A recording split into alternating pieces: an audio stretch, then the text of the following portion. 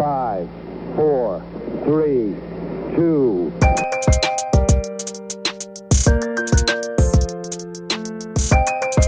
Tier 1 performance.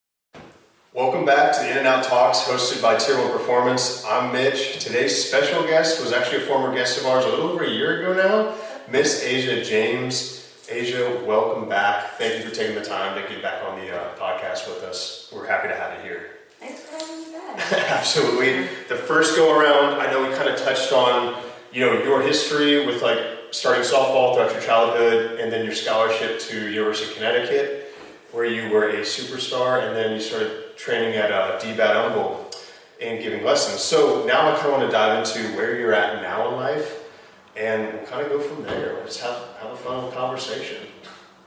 Oh, all right. Yeah. Well,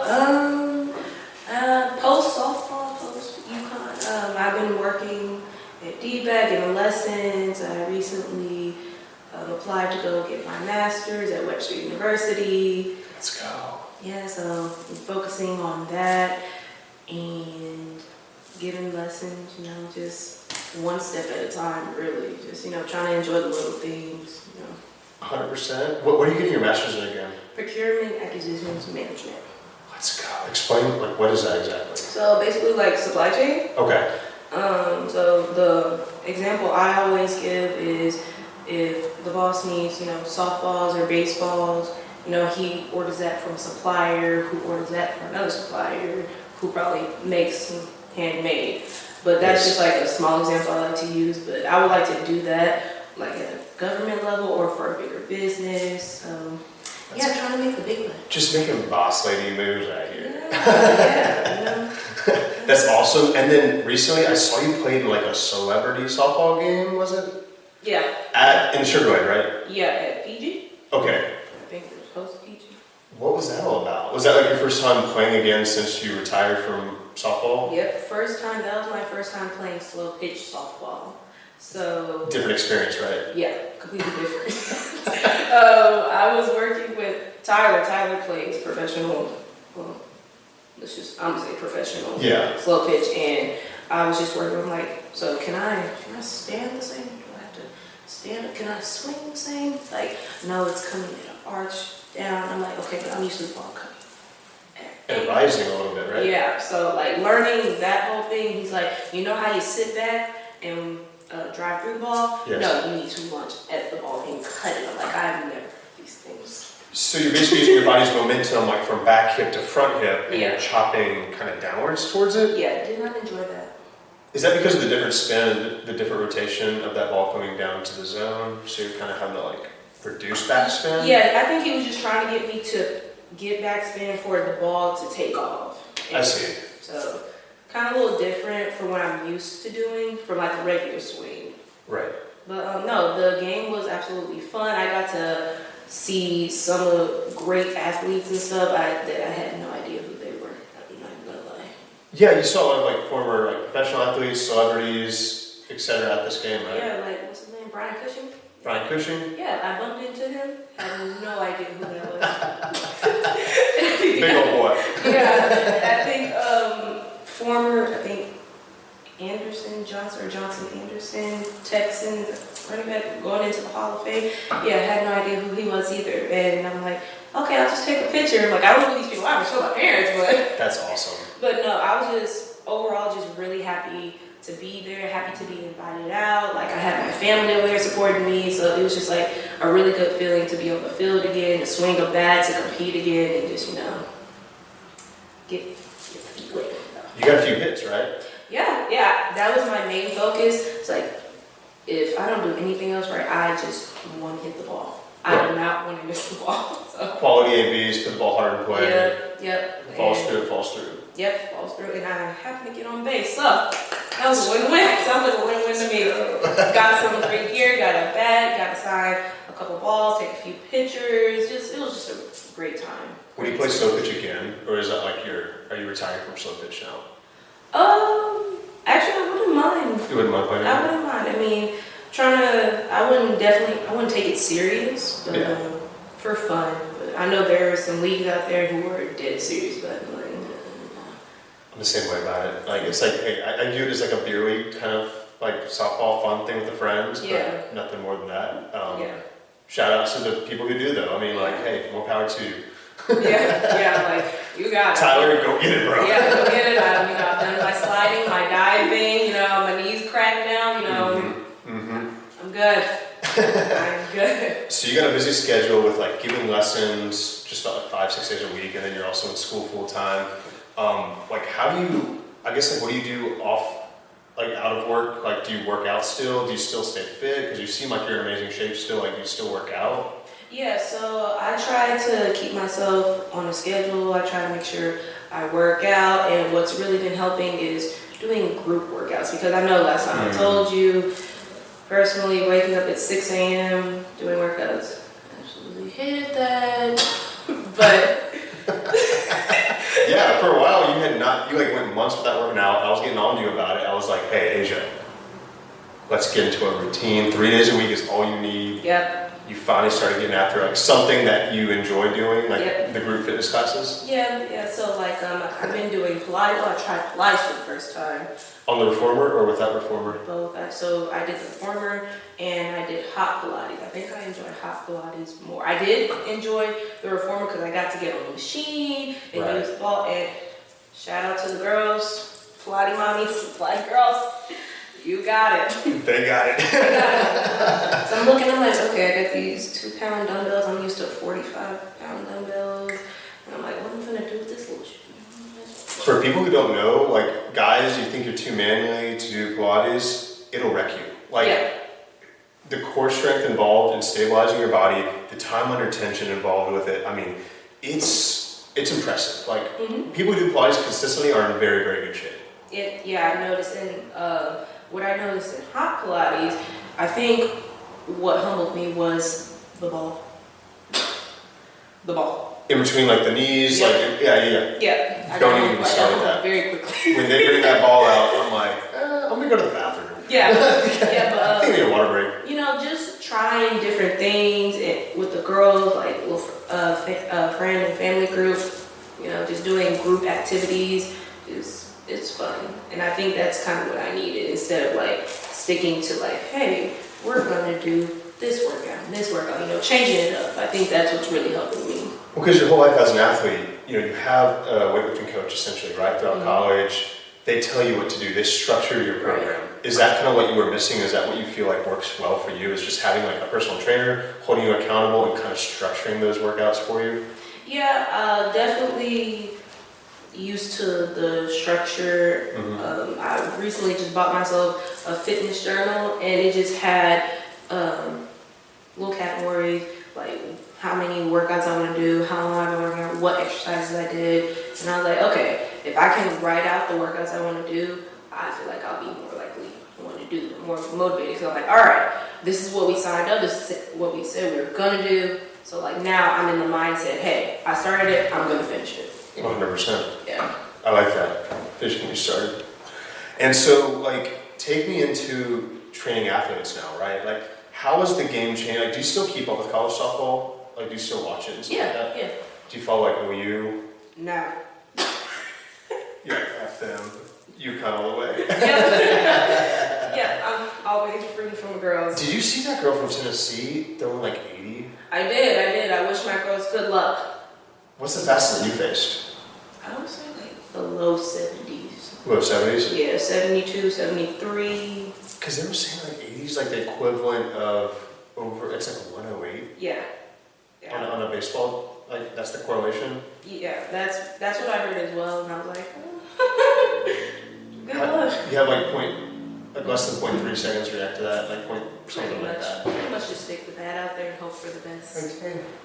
Yep, good thing I'm a slapper. Slap. You might just mess around and hit a home run off of that. Yeah, it's like, let me just stick to that out here, see what I catch. How's UConn doing this season? They're actually doing really, really good. Good. keeping up with the girls, I think, you know, they're going to come home with a championship this year. I think they got it. You keeping in touch with some of them? Yeah. Okay. I think that, you know, they finally got it together. It's kind of like how I told you on the last podcast, you know, the girls that were there before me, you know, they crawled. Then when I came, so the girls, the work I did, they crawled so I could walk, so I could send the girls in the future to run. Yes, I mean, you set the standard for the next generation of athletes coming through there. Mm-hmm. Was the coaching staff relatively new whenever you got there, or had they been there a while? They've been there a while. I would say the coach that recruited me, she was fired after my freshman year, so. Okay, so you had like a whole new wave of coaches that came in after that. Yeah. Just basically has taken this program to the next level. Yeah. Shout out to you, Coach B. Let's go. What conference are they playing in now? Big East. Big East? Yeah. I know the Big East was still around. I thought it was at the AAC. So what are the biggest rivals like in the Big East with UConn? So far in the past, for when I was there, it was definitely Villanova. Right. Yeah. Well, especially I think for basketball, right? Like that's a big rival for basketball, but also softball. Yeah. Okay. Yes. Let's Yeah, go. it's kind of personal for us, but even, you know, the girls then took their their W, my bad. So sorry, y'all, love y'all. I had that wrong. Got their W out the way early for Villanova, so I'm expecting them to keep up the good work and keep it pushing. Let's go. Because I saw UConn made a regional last year, right? I think you're referring to basketball. Softball. I thought they made a regional.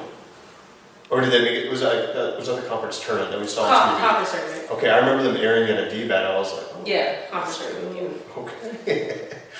So with the athletes that you like currently are working with at DBAT, what have you noticed that like they do differently than whenever you were playing? Like as far as preparation, batting practice, routine, things like that.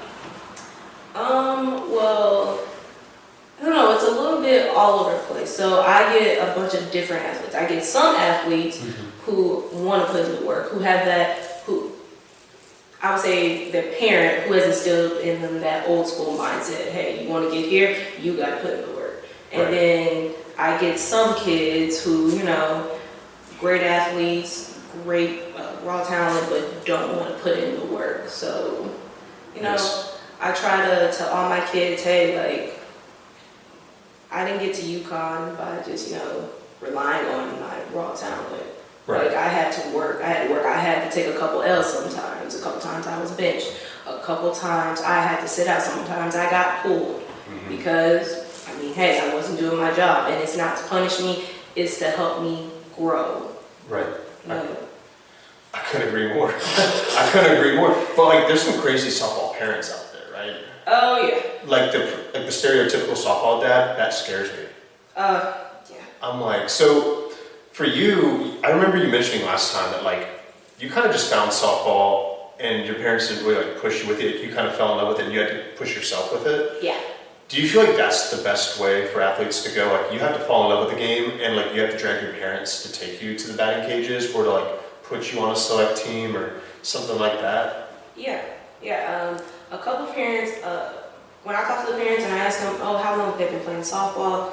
T-ball. And I'm like, I passed T-ball, I passed 8U, I didn't start playing softball till 10U. I mean, even though I was Just crazy. a late bloomer, but like at that point, I had to enjoy the sport. Right. I was enjoying what I was doing and I knew I sucked at it and I was like, okay, but I enjoy this, so I want to get better. And remind me, what other sports were you playing like prior to finding softball at the age of 10? I was running track, playing volleyball, playing basketball, even though I sucked at it, but cheer. So you like gained athleticism from all these other things and it translated to the softball field, right? Yeah.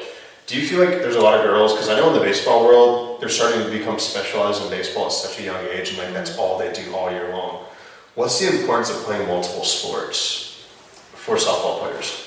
You know, I would say as long as you're happy and you want to be there, I encourage all my kids to play all the sports that you can and you want because this is your journey. So Right.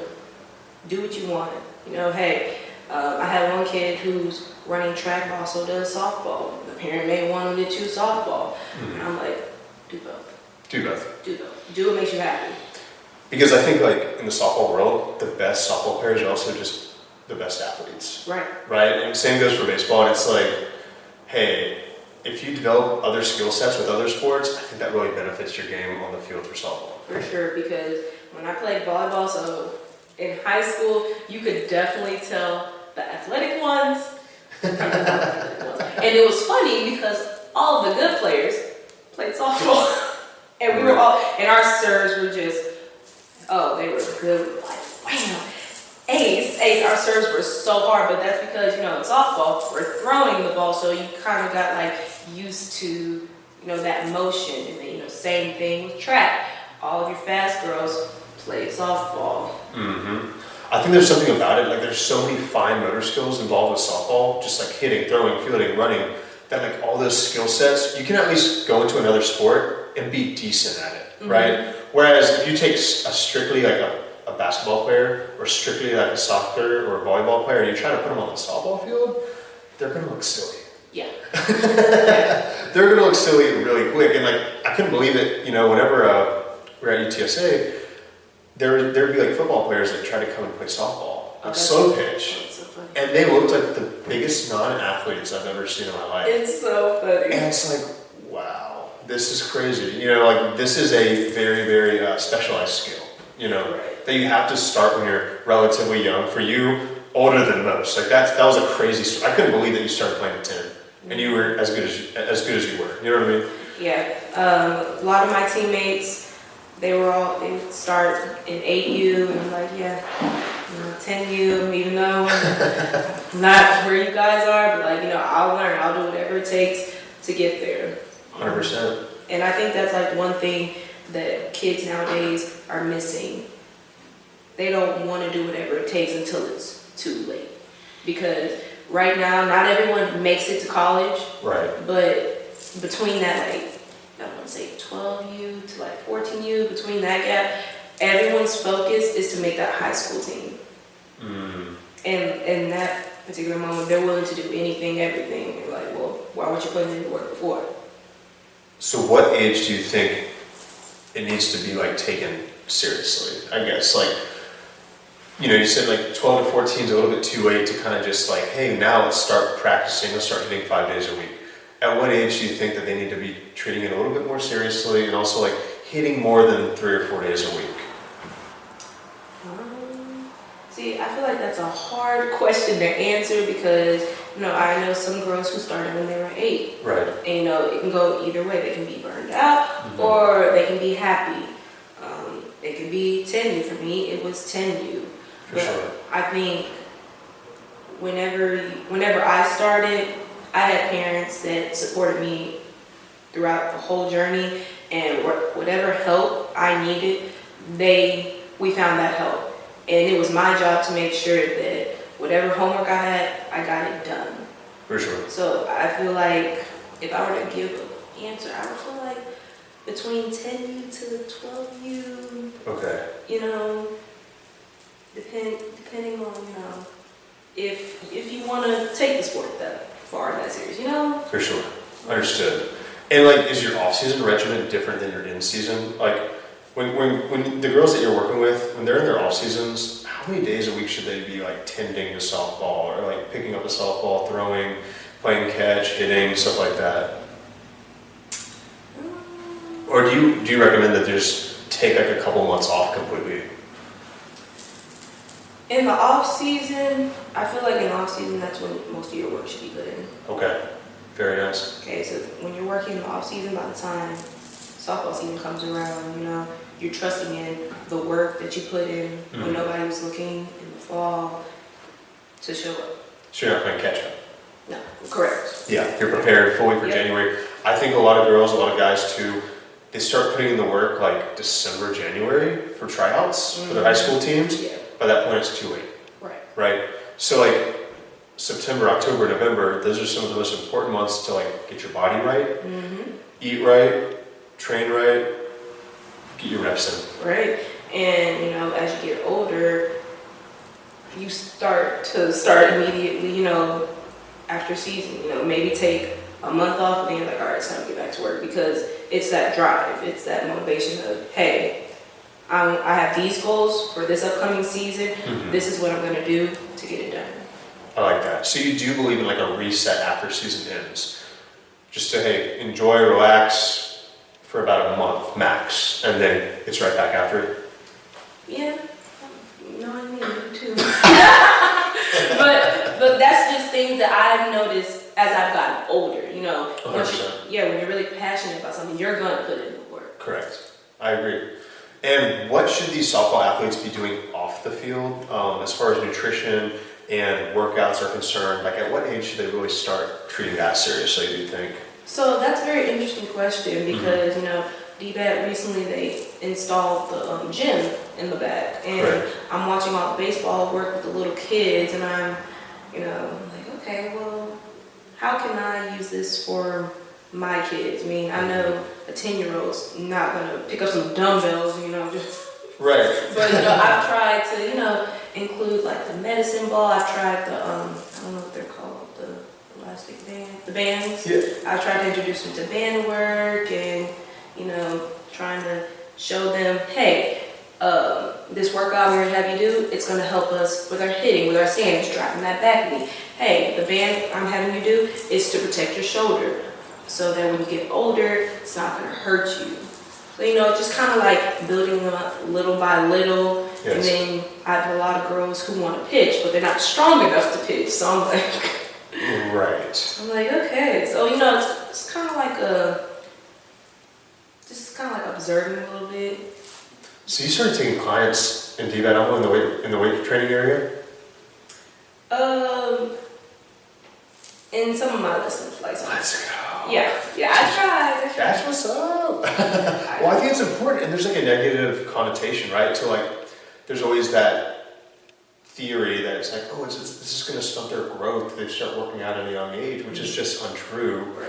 We realize like now, hey, kids at the age of like 8 or 9, they should at least be doing body weight stuff, whether it be like squats, planks, assisted pull-ups, band work, things like that, right? Yeah. And then maybe 10, 11, 12, you start adding in a little bit more like light weights with proper form, proper supervision, right? But like when we grew up, nobody was like working out with like weights and stuff like that at that age, But it's just how the game's evolved and how kids have evolved, I think. Yeah, because I watch the kids now, and I think the first time, I did workouts with my dad, but the first time that we did a team workout was when I got to high school.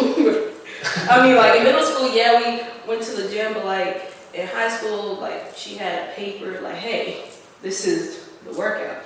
Go to the barbell and get back squats. That's when I started doing what's it called, CrossFit. Correct. And stuff. So I was like, and now I see the kids starting younger, and I'm like, oh wow, I never thought about it like that, because I never started like that.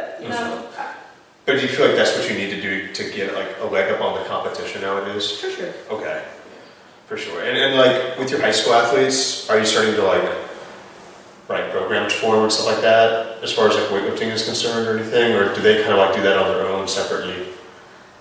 Yeah, no, I don't do that. Gotcha. No worries. Because I barely, like, I know what I need for myself. For sure. But it's kind of hard, like, okay, what does this kid need? I know that they need to be stronger. But like, what's the workout besides, medicine balls and stuff? And like, what can I have them do at home? So that's kind of where I'm struggling a little bit as far as like in the gym wise. Yeah, I could definitely see that. Everyone's specialized, right? So like everyone needs their own individualized programs for their body type, what they're wanting to accomplish. And I'm sure like, so you work with a variety of different athletes, right? Like as far as slappers go, you work with power hitters. Yeah. I look into the cages, I see some girls just cranking bombs. I also turn around and see some girls working on slapping. Do the slappers also work on sitting back and driving the ball as well? Like, do you want them to have like multiple parts to their game? Absolutely. I think that's extremely important, right? Is to be well-rounded as a hitter instead of just like, I'm only a slapper or I'm only a power hitter. Mm-hmm. So I want you to dive into that a little bit and kind of like your philosophy on what's the split? Like how much should they be practicing like slapping? How much should they be practicing just sitting in the batter's box and cranking homers? So for me, what worked for me personally, Mm-hmm. I would probably hit 3 buckets of balls. 3 buckets of balls for hitting, Mm-hmm. 3 buckets of balls for slapping. Off the tee or front toss? Off the tee. Okay. Off the tee, working on my technique. And when I'm working with kids, I often ask them, and this is the tricky part, right? Because you have parents who talk for the kids, and I'm like, I want the kids' answers. So I'll ask the kid, hey, do you want to slap? Hey, do you want to slap and hit? Right. What's your goal? And depending on what they tell me, I get a lot of kids who want to do slapping. And I'm like, well, why not hitting? Why not be a triple threat? And they can never really give me an answer. The answer most of the time I get is, oh, it's because I'm fast. I'm like, but you can hit too. Right. Okay, because if you look at college softball, they're getting away from just true slappers and they're going to slappers who hit, Yes. slappers who swing for power. Yes. And then a couple times I've seen slappers just cranking home runs. Shout out to you, Lexi, baby. Keep going. But yeah. Lexi. Yeah, Lexi at Hastings at UConn. Let's go. Yep, she's a triple threat. She swings for power, she slaps, drag bunts, like, she does it all. And, like, I think that's really important for kids to see nowadays. I couldn't agree more. Because honestly, from an outsider's perspective, I've never played softball, obviously, but like, when I look at the game and I'm like, I see a slapper only, I'm like, they're gonna learn how to position against you, right? Like, so when you become one-dimensional, it's like, I'm gonna hit the ball here, here, here, or here. And I remember when I was only slapping, they would, I hated when they put this defense up. They would literally shift the whole right side of the field to the left because they knew where I was hitting.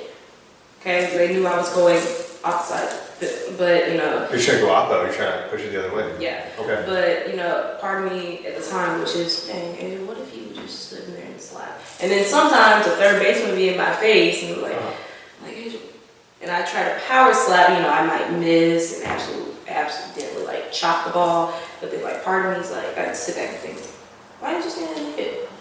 Why didn't you just stand and hit? Because you have power. I have power. Like you have stupid strength in the weight room. Yeah, but I'm still happy about my max, my numbers. Like I was squatting I squat 315 for my max. Like, why aren't you swinging, Asia? Why are you slapping? Why would you swing?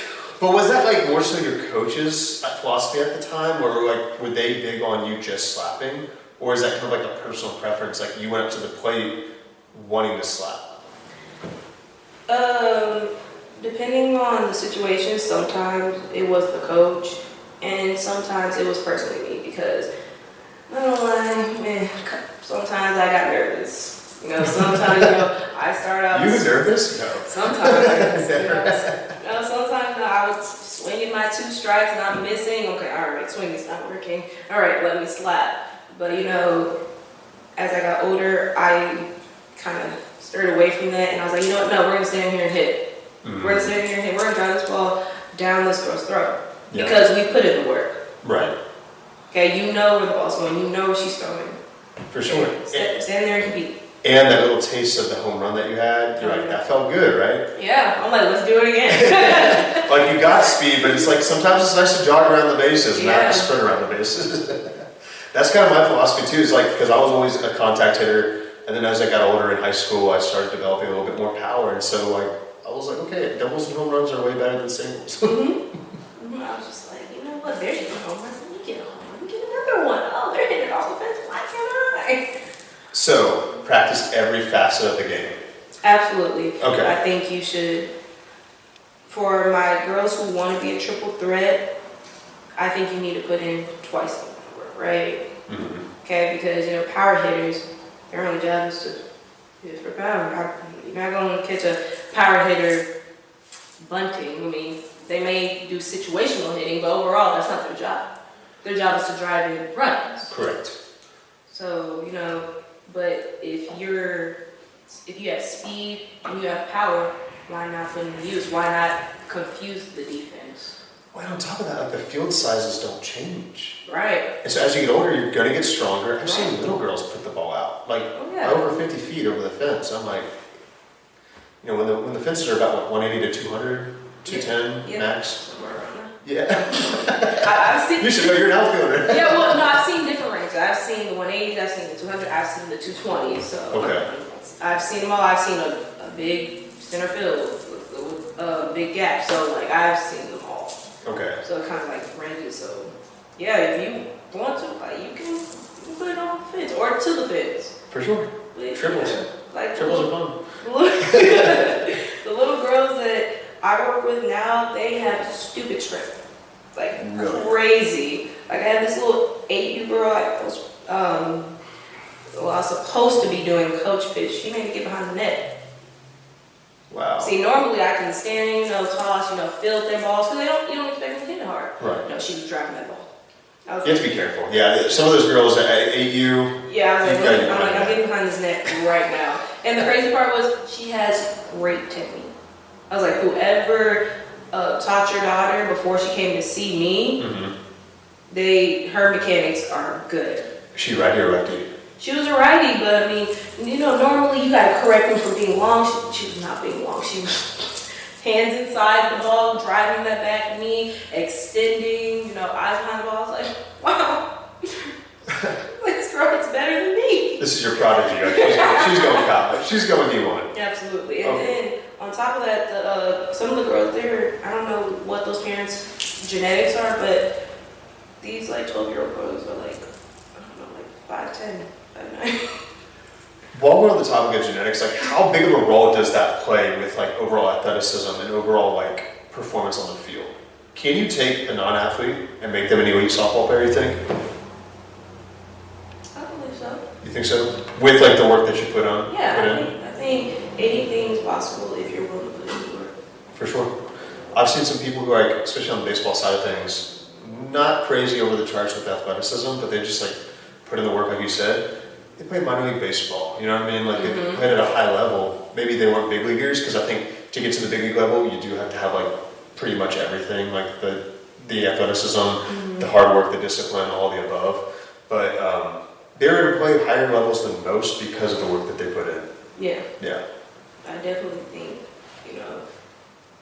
you could be super non-athletic, but like with that focus and the effort and putting in the work and just someone who's willing and being able to be coachable, I think you can do anything. For sure. I agree with you. And now, as far as outfield play goes, what kind of reps should like girls be doing like to practice outfield play? Does it need to be like game reps, or like whenever you're shagging baseballs, instead of just like going through the motions, are you getting like kind of game reps off the bat? Yes. Okay. Yes. So I want to talk a little bit about going from rec ball to select, because I think that helped me most. So when I got to select, that was probably the most humbling experience I ever. So that was from like 11 to 12 for you? Or would you start playing select? I started playing select under my dad like at 12, but I got on like a very good networking select team after my freshman year. Let's go. Yeah, and that was a very humbling experience, because those girls, like, again, their technique, Right. they had someone with that type of experience. I mean, all I had was my dad. My dad had played softball or baseball. Right. Military guy, so You just had that discipline though. Yeah, you just had discipline, and that's what I had. But I didn't have, technique. I just had raw talent. Correct. So, I needed help molding that. And that's exactly what Scrapyard did for me. And when the coach was giving BP, I was just lost. I'm just standing there. And she just turned, headshot! Shag the ball! Shag the ball? Shag. Is that how you're gonna shag in the game? She was big on instilling like game reps to you at a young age. Yeah, I didn't know that. And I'm watching everyone, I'm like, what they doing, And everyone, their eyes behind the ball, doing their wind up. Motion. And me, I'm just. It's easy to get, like naturally it's easy to get like lazy in the outfielder in practice, right? Because it's boring sometimes, right? But that's how you get ahead as an outfitter. Yeah, and I didn't know that, but I would have never known if, someone not telling me or someone not showing me, I don't know why we're doing it. Just get out there and shag. And I guess you expected us to know what to do. Me, I didn't know what to do. Right. And I'm watching all the other girls. I'm like, why are you being so serious? Just shagging balls. It's not that and then I've seen the other girls diving. That's one. That's two. No, I have five. I'm like, what are y'all doing? I started getting competitive with it. Yeah, and I'm like, the more I practice, I'm like, oh, okay, I gotta kick it up a notch. For sure. Oh, okay, I need to find a way to get this arm to move a little faster. Oh, this transfer time, I gotta find a way. And again, all I had was my raw talent. I knew I was fast, I could hit the ball, but everything that made those skills faster and quicker, I was missing that. I see. And I would say definitely being on a competitive select team helped me with that. That probably helped me grow the quickest, for sure. Because it's sink or swim, right? When you're surrounded by better players than you, mm-hmm. you're either going to get intimidated and quit, or you're going to push yourself and get better, right? Right. Definitely, that's definitely what happened. And, during that time, there was a couple times I was benched because, I couldn't keep up. But instead of quitting, I asked for that extra work. I went to the late night practices that they were having, and I worked with the coaches and I talked to players. I was doing whatever it was willing to take to get me where I need to be. I think that's amazing. And you need to go through those failures to overcome it, right? I think it's important for kids to not be the best player on their select teams, be on teams that you're not the best player on. And to all my high schoolers, I've dealt with some kids, I'm sure you have too, that either didn't make their high school team or did, and they're not getting as much playing time as they'd like, right? Right. And instead of moping about it, I'm big on what are you going to do about it? Right. You can either have a negative attitude or a positive attitude. You're either going to get better or worse from this, but you're not going to stay in the middle, okay? Right. So which one are you going to choose? You're going to put in the extra work, you're going to take care of your body. Maybe you're slow. Maybe you need to work on your speed. Maybe that's a part of your game you need to focus on, right? Right. Weak point training. Right. And the girls that I talk to, it's funny. What I'm noticing, nobody wants to talk to their coach. So when some of my girls are like, well, I'm not getting a bunch of playing time, or hey, she took me out. I'm like, did you ask why?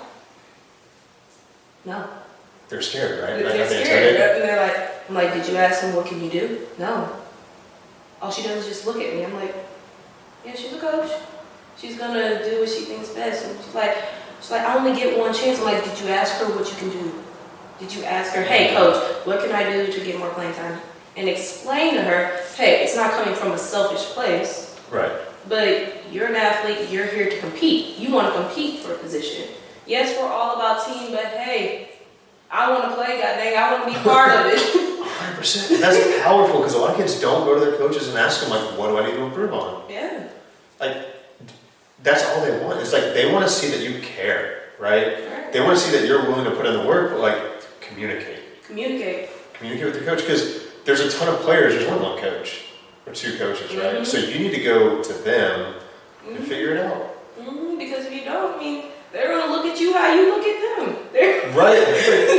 You do the same thing over and over again. Yeah, they're just going to look at you. It's okay to have those uncomfortable conversations, because, if you're trying to go to college, you think they're just going to look at you and know what you're thinking? No, you have to talk to them. Correct.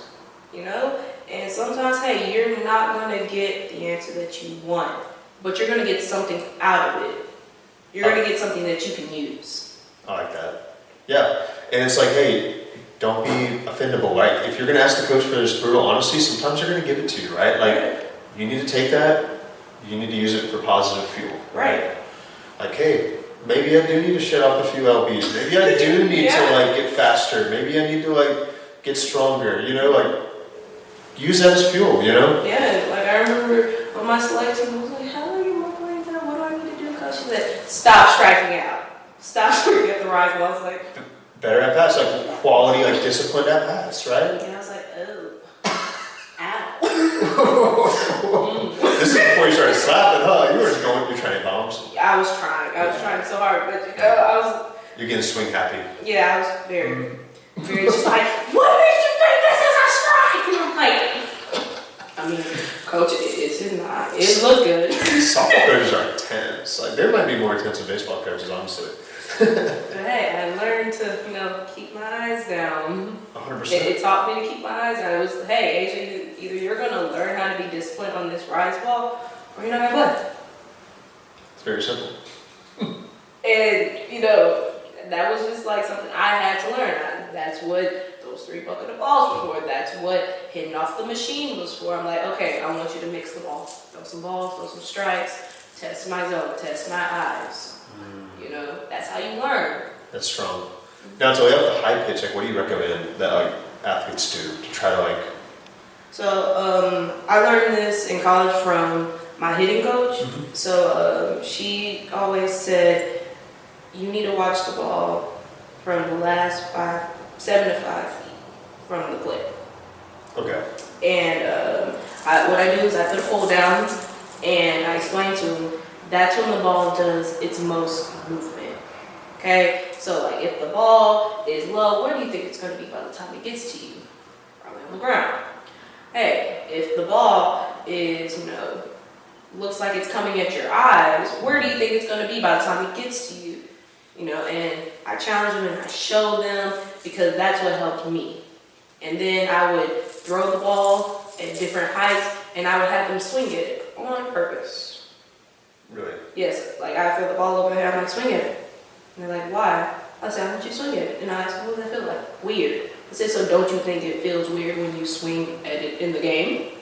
Yeah. And they're like, oh. And I'm like, okay, so what's your zone?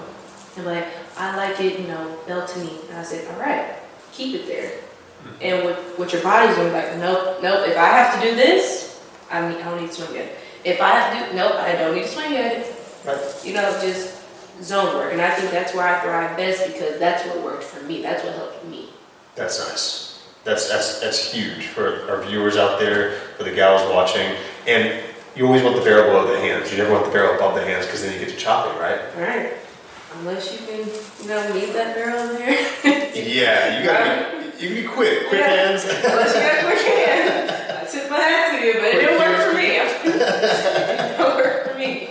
Now, Asia, I want you to kind of dive into what are college coaches looking for in high school athletes, on, off the field, the well-roundedness, everything. Like, what's going to help a girl get recruited at a high level? Being you. Mm-hmm. Being you.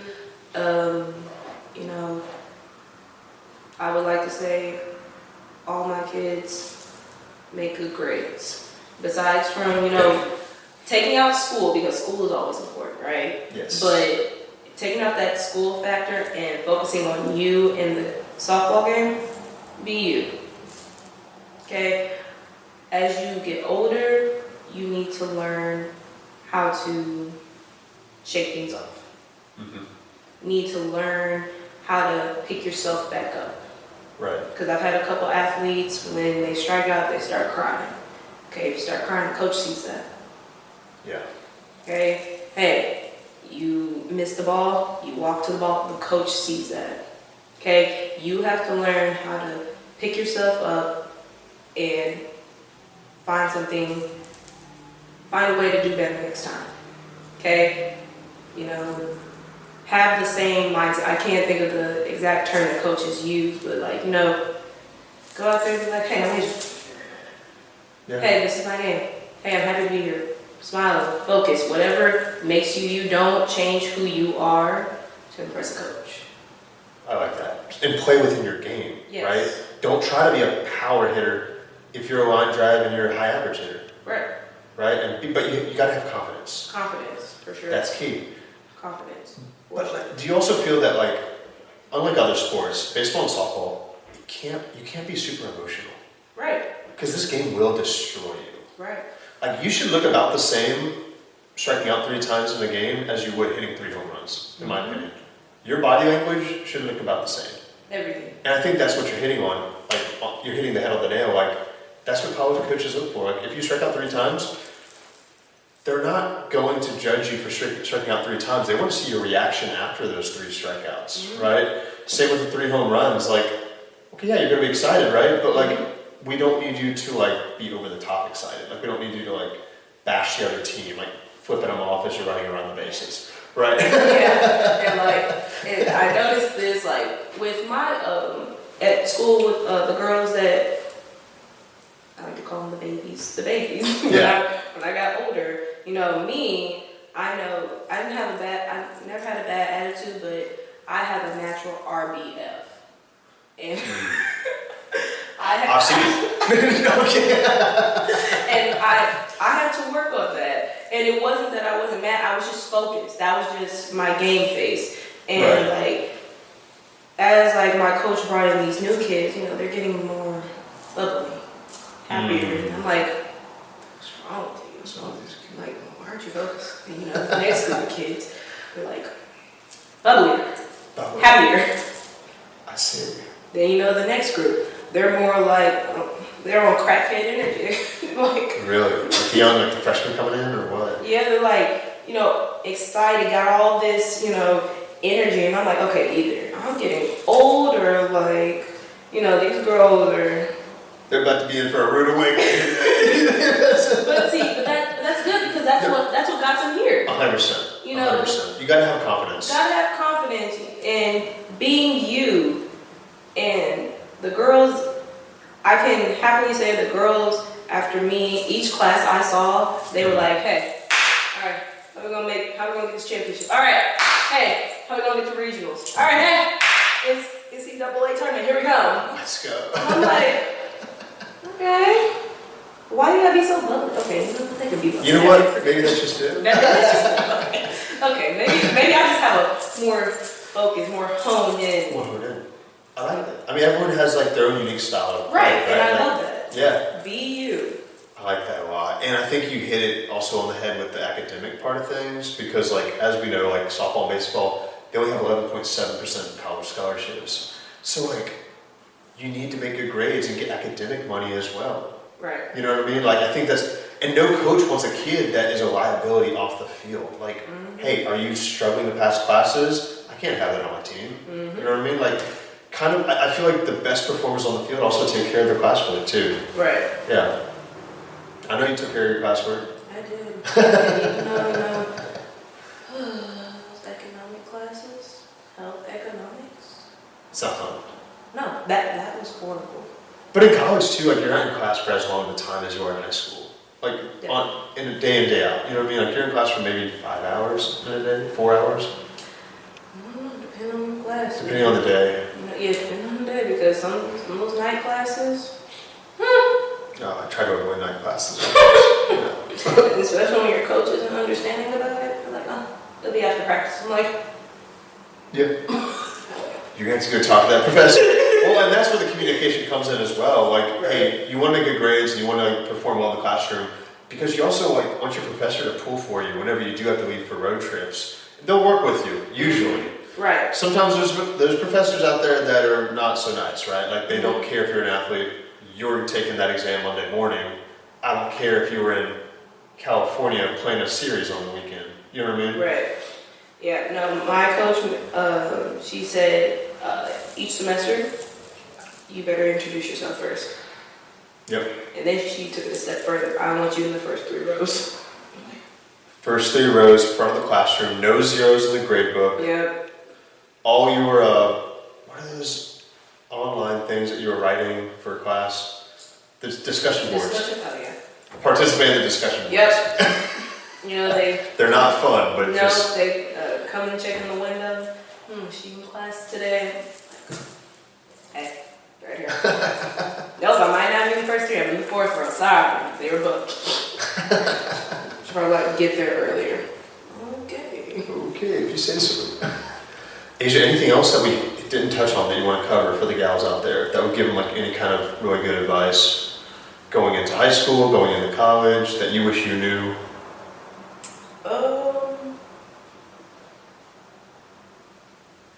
I would say if there's something that you want to do, and what I mean by that if you want to be a switch hitter, if you want to be a slapper, if you want to play multiple sports, do it. Mm-hmm. Don't let the coach decide for you. Yeah. Okay, hey, don't wait till the last minute to change something. For sure. Those are some things that I learned in my journey. I decided to start swinging towards the end of my college career. Mm-hmm. I wish I would have kept swinging. I wish I would have started in high school and continued to swing. For sure. But I was just so focused on getting the slapping down and stop swinging at the rise ball that, I just completely neglected my swing. And I also focused on softball in high school. And the reality is you don't get recruited off of high school, you get recruited off of your select team. Correct. So I wish I would have continued to play sports, other sports like volleyball and track. I really wish I would have ran track. I should have told my coach, figure it out. I'm running track. I know it sucks because those seasons interfere with each other. Yeah. Because I really want to run track too. Mm-hmm. And I think, especially sprint events, make a huge difference in helping you on the field. Oh yeah. Because nobody comes out of the womb just with perfect running form. Right. You got to work on that, and that can shed milliseconds off your time at first base. Mm-hmm. Doubles turn into triples. Mm-hmm. Awful things. Mm-hmm. But no, definitely enjoy the journey, and make sure that you're happy with what you're doing. Make sure you're doing it for you, not for your parents. I like that, and try to identify that as early on as possible. For sure. Yeah. Asia, thank you so much for joining the podcast today. That's all we have for today, but we're going to get you back on. I really appreciate the time. It's been a pleasure. Thanks for having me. Now we get to go enjoy some Korean food.